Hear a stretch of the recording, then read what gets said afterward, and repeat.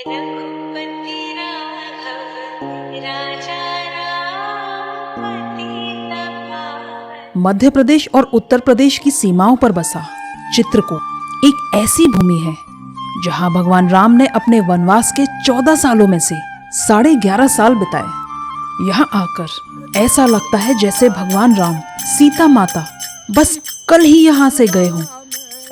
इस पुण्य भूमि में छिपा है एक रहस्य, गुप्त गोदावरी, एक ऐसी गुफा जहां जलधारा स्वर्ग से आती है और फिर गायब हो जाती है। इस गुफा का द्वार संकरा है ताकि कोई जानवर अंदर प्रवेश न कर पाए, पर इसे पार करने के बाद करीब 300 लोग एक साथ बैठ सके इतनी चौड़ी है, जो भगवान राम और सीता माता के रहने के लिए सबसे सुरक्षित जगह थी। यहाँ 2 गुफाएं हैं, एक बड़ी और एक छोटी। मान्यता है कि भगवान श्री राम यहाँ न्याय सभा लगाते थे और तब देवी देवता तक भगवान श्री राम के दर्शन करने इस गुफा में आते थे। कहते हैं गोदावरी नदी, जो कि महाराष्ट्र के नासिक त्र्यंबकेश्वर में है, उन्हें भगवान राम के दर्शन की इच्छा हुई, पर उनके पिता ने उन्हें जाने नहीं दिया। तब वो गुप्त रीति से इस गुफा में प्रकट हुई, इसलिए इस जगह का नाम गुप्त गोदावरी है। और यहाँ पर है सीता कुंड, जहाँ माता सीता स्नान किया करती थी। यहाँ प्रवेश करते ही लगता है जैसे समय ठहर गया हो। गुप्त गोदावरी सिर्फ एक गुफा नहीं है, यह आस्था, श्रद्धा और रहस्य का संगम है। अगर आप चित्रकूट आएं तो यहाँ आकर खुद अनुभव करें उस ऊर्जा को जो सदियों से यहाँ बह रही है। गुप्त गोदावरी से करीब 4 किलोमीटर दूर है ये हनुमान धारा। यह सिर्फ एक पहाड़ी नहीं, यह हनुमान जी की भक्ति, भगवान राम की कृपा का संगम स्थल है। या तो आप इन सीढ़ियों से पहाड़ की चोटी पर जा सकते हैं या इस ट्रॉली से।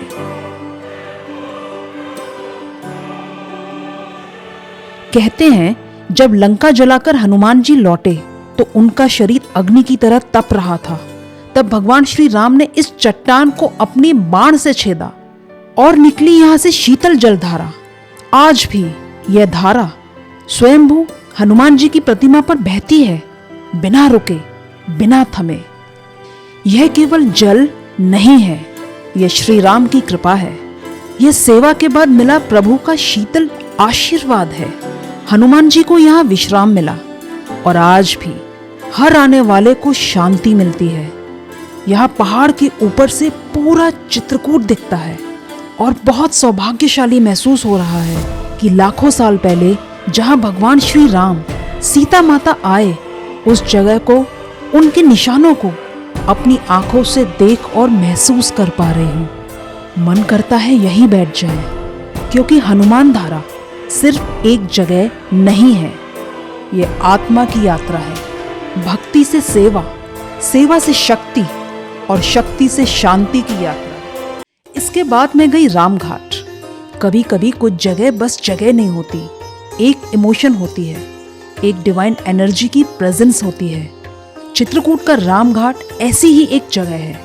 यही मंदाकिनी नदी के किनारे श्री राम, श्री लक्ष्मण जी और माता सीता ने अपने वनवास के शुरुआती दिन बिताए थे। सुबह हो या शाम, हर समय यहाँ कोई ना कोई राम नाम जप रहा होता है। तुलसीदास जी ने यही श्री रामचरित्र मानस की रचना आरंभ की थी और आज भी यही भूमि राम कथा से गूंजती है। यहीं पर तुलसीदास जी भक्ति में डूब चंदन घिस रहे थे और भगवान श्री राम ने स्वयं प्रकट होकर उस चंदन का तिलक किया था। इसलिए श्री रामचरित्र मानस की ये चौपाई बहुत फेमस है कि चित्रकूट के घाट पर भई संतन की भीड़, तुलसीदास चंदन घिसे, तिलक करे रघुवीर। यहाँ भरत जी अयोध्या से आए थे राम जी को मनाने के लिए। राम जी को 14 वर्ष का वनवास हुआ, उनके छोटे भाई श्री भरत यहाँ मनाने के लिए आए। उनके साथ में अयोध्यापुरवासी, जनकपुरवासी, समस्त 33 कोट के देवता इसी भूमि पे बैठ के 5 दिन तक लगातार रोते रहे और मनाते रहे कि प्रभु माँ को क्षमा करो, आप अयोध्या वापस चलो। राम जाने के लिए तैयार नहीं हुए। फिर राम ने भरत को ऐसे चरण पादुका दिया, प्रभु कर कृपा पाऊंगी दीनी, सादर भरत शीश ढल लीनी। यही चरण पादुका को श्री भरत जी महाराज आपने सिर में धारण किए, यहाँ से रोते हुए अयोध्या गए। अयोध्या के बाहर नंदीग्राम पड़ता है, वहीं राज सिंहासन पे रख के इन्हीं के सहारे पूरे अयोध्या का राज चलाए। और इस जगह से सीता माता ने मंदाकिनी नदी से रेत निकाली और भगवान श्री राम ने उसका पिंड बना के अपने पिता दशरथ जी का पिंडदान किया था। चित्रकूट के राम घाट में न कोई दिखावा है और न ही कोई शोर, बस है तो राम का स्मरण, राम का जप। हमें सब तीर्थों से अच्छा और इतना सुंदर कहीं तीर्थों में नहीं मिला है। इसके बाद मैं गई भरत को। क्या आपने कभी ऐसा प्रेम देखा है जहाँ भाई खुद को मिला राज्य ठुकरा देता है? जहाँ प्रेम, त्याग और धर्म का मिलन होता है, वहाँ जन्म होता है भरतकूप जैसे स्थानों का। जब कैकेयी के कहने पर श्री राम को वनवास और भरत जी को अयोध्या का राज्य मिला, भरत जी को जैसे धक्का लगा। वो भागे भागे चित्रकूट आए अपने राम जी को वापस ले जाने के लिए। भरत जब चित्रकूट आए थे तो वे अयोध्या के सभी तीर्थों का जल साथ लाए थे ताकि श्री राम का राज्य अभिषेक यही करे। जब राम नहीं माने तो ऋषि मुनियों के कहने पर भरत जी ने सारा जल एक विशाल कुएं में डाल दिया। यही बना भरत कूप। कहा जाता है इस कुएं में आज भी सब तीर्थों का जल वास करता है। मुझे यहाँ ऐसे कई लोग मिले जिन्होंने बताया कि कुएं का जल पीकर उनकी कई बीमारियां ठीक हो गई। भरतकूप में सिर्फ जल नहीं मिलता, यहाँ आत्मा का संतुलन मिलता है। अगर कभी चित्रकूट आओ तो भरतकूप जरूर आना। ये जगह राज नहीं प्रेम सिखाती है, सत्ता नहीं सेवा सिखाती है। भरतकूप से थोड़ा आगे मुझे एक ऐसी जगह का पता चला जहाँ भगवान राम, सीता माता एक चट्टान पे विश्राम करते थे, रामशैया। चित्रकूट में भगवान रहे 11 साल 6 महीने 18 दिन और रात को आकर के यहाँ विश्राम करते थे, रामशैया। पूरा दिन वहीं घूमते थे और रात को यहाँ सोते थे। ये उनका निवास स्थान है, रामचरितमानस में सब लिखा हुआ है। मैं ये सब देख के बहुत इमोशनल हूँ कि जिस दिन राम जी का तिलक होना था उसी दिन वनवास हो गया और ऐसे कष्टों में रहे। और सीता माता जो एक राजा की बेटी थी, एक राजा की बहू थी, संसार के सर्वश्रेष्ठ राजा राम की पत्नी थी, जो फूल से भी अधिक कोमल थी। इस युगल जोड़ी ने इतने कष्ट सहे। कुछ नास्तिक लोग कहते हैं कि राम एक कल्पना है। मैं उन्हें कहना चाहती हूँ कि चित्रकूट आकर देखो, सिया राम के निशान। एहसास तुम्हें नास्तिक से आस्तिक ना कर दे तो कहना। रामशैया से करीब 3 किलोमीटर आगे है कामदगिरी पर्वत। कामदगिरी चित्रकूट कामतानाथ इस पर्वत का नाम है। पर्वत शरीर है, इनके शरीर की परिक्रमा है। ये पर्वत का स्वयंभू मुखार बिंद है जिसका भगवान राम ने वनवास काल के समय 11.5 वर्ष पूजन किया है। कामदगिरी पर्वत की परिक्रमा लगभग 7 किलोमीटर लंबी है, जो मैंने भी की। पर यह केवल एक रास्ता नहीं है, ये एक यात्रा है आत्मा की, विश्वास की और अपने अंदर के राम तक पहुंचने की। परिक्रमा मार्ग पर आते हैं कई दर्शनीय और पवित्र स्थल। हर मोड़ पर आपको रामायण की कोई ना कोई कथा सुनने को या देखने को मिलती है और हर वृक्ष कुछ कहता है।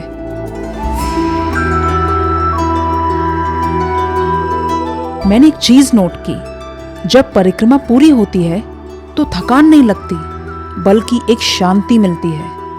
ऐसा लगता है जैसे भीतर कुछ बदल गया हो। अब मैं आई हूँ एक ऐसी जगह जो मेरे लिए बहुत इमोशनल है, श्री सीता माता चरण व जानकी कुंड। कुछ जगह ऐसी होती हैं जहाँ नज़ारे नहीं, एहसास बोलते हैं, जहाँ हर कर्ण में सीता माता की उपस्थिति आज भी महसूस होती है। वनवास के समय जब श्री राम, लक्ष्मण जी और सीता माता चित्रकूट में थे, तब माता सीता प्रतिदिन इसी कुंड में स्नान किया करती थी। उनके चरण जहाँ पड़े वहाँ शिला पर चरण चिन्ह अंकित हो गए, जो आज भी सीता चरण के रूप में पूजे जाते हैं। इसी स्थान पर माता अनुसुईया ने सीता माता को ऐसे वस्त्र और आभूषण दिए थे जो कभी मैले नहीं हो।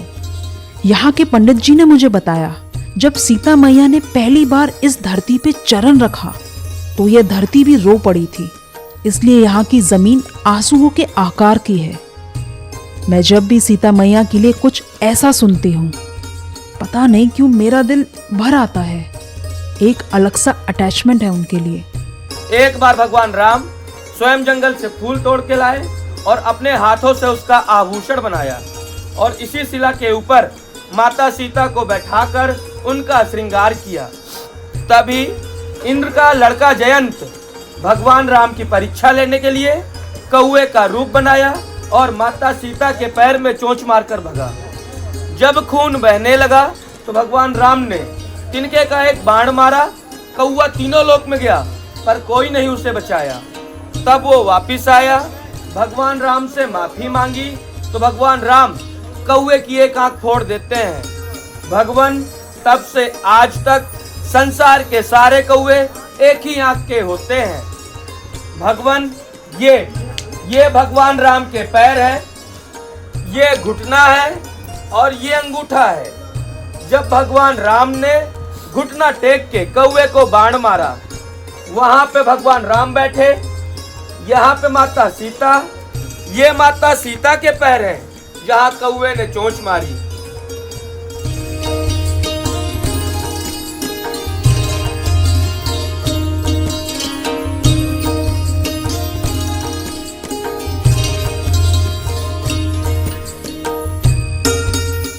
चित्रकूट में मेरा आखिरी पड़ाव सती अनुसुईया आश्रम। मंदाकिनी नदी के किनारे बसा है एक दिव्य स्थान जो जीवंत उदाहरण है कि एक नारी अपनी शक्तियों को पहचान ले तो इस ब्रह्मांड को चलाने वाले ब्रह्मा, विष्णु, महेश भी उसके आगे नतमस्तक हो जाते हैं। यह वही जगह है जहां माता अनुसुईया ने ब्रह्मा, विष्णु, महेश को बालक बना दिया था। त्रिदेव माता की भक्ति से इतने प्रसन्न हुए कि उन्होंने उन्हें वरदान दिया कि वे स्वयं उनके पुत्र रूप में जन्म लेंगे। यहाँ ऐसी ऐसी झांकियां हैं जो हमारे सनातन धर्म के इतिहास को ऐसे बयान करती हैं जैसे वो सब कुछ हमारी आंखों के आगे घट रहा हो। मैं जाने वाली थी कैलाश मानसरोवर, पर चित्रकूट में भगवान राम सीता माता से जुड़े इन स्थानों में घूमते हुए एक दिन मुझे विचार आया, वनवास मिलने पर सिया राम अयोध्या से श्रीलंका जिस मार्ग से गए उस मार्ग की यात्रा करूं। मुझे देखना है कैसे कैसे कष्ट सहे भगवान राम सीता माता के पद चिन्ह, उनकी निशानियां, उनके संघर्ष, मुझे सब कुछ देखना है और महसूस करना है। उसके लिए मुझे खुद को लायक बनाना होगा। ये विचार मैंने कई दिन तक अपने मन में छुपा के रखा, इसके साथ जिया, मंथन किया और अब मैंने निश्चय कर लिया है। मैं Ayodhya to Sri Lanka in the footsteps of Siya Ram यात्रा करूंगी और लायक बनने की यात्रा मैंने शुरू कर दी है। जल्द ही मिलेंगे मेरी तैयारियों के साथ।